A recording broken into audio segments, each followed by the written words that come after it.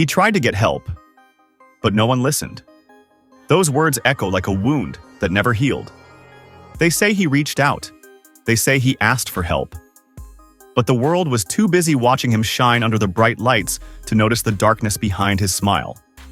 Marshawn Kneeland, young, gifted, and adored, wasn't just another athlete. He was a man fighting silent battles no one saw, no one cared to see, until it was too late. 3 days before his death, Marshawn scored a touchdown on national television. A blocked punt turned into glory. The stadium erupted. Cameras flashed. Commentators praised his strength, his speed, his promise. But behind that celebration was a man breaking apart quietly. Teammates now say they saw it in his eyes. That faraway look of exhaustion, like he was trying to stay present while something inside him was slipping away. He wasn't okay. He said it more than once. But in the world of professional football, where toughness is currency, showing pain can look like weakness. One of his closest friends recalls him saying, "Man, I'm tired of pretending." At the time, they thought he meant the endless training, the travel, the spotlight. But now, those words sound heavier. Marshawn wasn't pretending to be strong. He was pretending to survive. Reports say he reached out to the team's mental health staff weeks before the tragedy.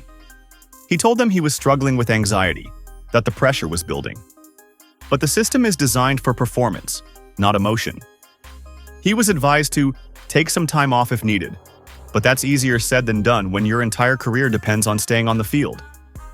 He kept playing, kept smiling for the cameras, while the storm inside grew louder. His girlfriend, Catalina Mancera, shared later that Marshawn would wake up in the middle of the night, drenched in sweat, staring at the ceiling. When she asked what was wrong, he'd say, "It's like the noise won't stop." That noise, the pressure, the expectations, the fear of being forgotten, was eating him alive. And yet, the signs were there. Teammates noticed he'd started skipping team dinners.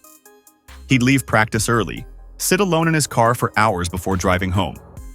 He'd stopped posting on social media, even when fans tagged him in celebrations of his touchdown. When asked why, he'd shrug and say, "Not in the mood." But the NFL isn't built for moods.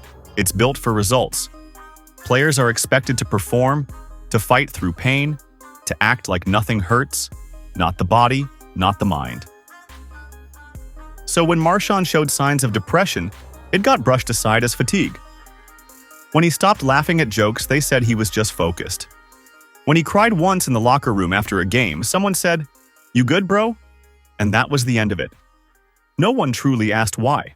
And maybe that's the tragedy here.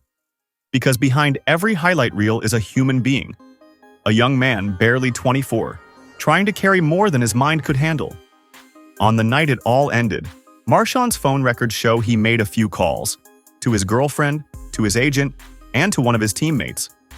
None of them picked up in time. Minutes later, the police received a call from a worried voice saying, "He's armed. He said he's done." They tried to track his location, but by the time they found him, it was too late. Authorities called it an apparent suicide. But the people who loved him still don't believe that's the whole story. His girlfriend insists that, earlier that evening, Marshawn sounded calm. He told her he was going for a drive to clear his head. That doesn't sound like someone giving up. It sounds like someone looking for a way out of the noise. Somewhere along that drive, something went wrong. When the team released their statement, Marshawn was a beloved teammate, and our thoughts are with his family. It felt cold, distant. The fans mourned harder than the organization did. Across social media, his name trended for days. Thousands of fans flooded his posts with broken hearts and prayers. Some wrote, "We didn't know you were hurting." Others said, "Wish we could have been there." The tributes that followed painted a picture of a man loved deeply but understood rarely. His college coach said he was the kind of player who smiled through everything. His high school friend said, he'd always tell people he was fine, even when he wasn't. Catalina, in tears, said, he tried to get help, but no one really listened. That single sentence became the anthem of his legacy, a warning that went unheard. Because Marshawn's story isn't just his own. It's a mirror reflecting thousands of athletes, soldiers, artists, People who give everything to the world and get silence in return when they need help the most.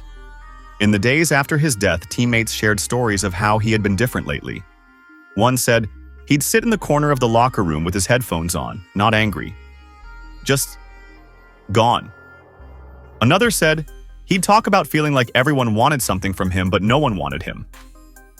It's the curse of fame, when the cheers are loud, but the loneliness is louder. Mental health in sports is a topic people talk about only when it's too late. Marshawn wasn't the first player to struggle, and sadly, he won't be the last. The culture that celebrates strength often forgets that real strength isn't hiding pain. It's asking for help. But when help is met with hesitation, with fear of being benched, with whispers of, "He's not tough enough," then silence becomes deadly. In one of his final interviews, Marshawn said something that feels almost prophetic now. He said, "People think fame makes you happy, but sometimes it just makes your pain harder to hide." When that clip resurfaced after his death, fans couldn't believe how clearly he'd been crying out. His words were there the whole time. We just didn't listen. And that's the heartbreak. If someone had truly listened, if someone had looked past the jersey, the stats, the fame, maybe the story would be different. Maybe Marshawn would still be here, smiling, healing, living. But now, all we have are headlines, memories, and questions. The silence of that night still lingers. It's the kind of silence that feels like guilt, like a collective failure.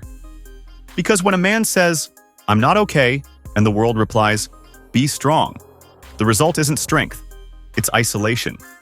Fans continue to leave flowers outside the team facility, candles shaped like hearts, notes that say, "You mattered. We're sorry we didn't see it sooner." Every tribute is a reminder that behind every athlete is a human being. Behind every smile might be a silent cry. If Marshawn's voice had been heard, maybe he would still be alive today. Maybe the system would change. Maybe his pain wouldn't have become his ending. But even in death, his story speaks louder than ever. It reminds us that mental health isn't a weakness, it's survival. And no trophy, no victory, no fame is worth a life. So tonight, as fans mourn the player who once brought them joy, they also mourn the man they never really knew. A man who fought quietly, loved deeply, and broke silently. His legacy shouldn't be tragedy. It should be change. And if you're watching this, remember, listen to the ones who say they're tired. Ask again when someone says they're fine. Don't let silence become the only answer, because if Marshawn's voice had been heard, maybe, just maybe, he'd still be here. Before you go, if this story touched you, take a moment. Hit that like button. It helps spread awareness. Subscribe to the channel for more stories that need to be heard. And don't forget to press the bell icon, because every time we share the truth, we honor a life that deserved to be heard. Because sometimes, one small act of listening can save a life.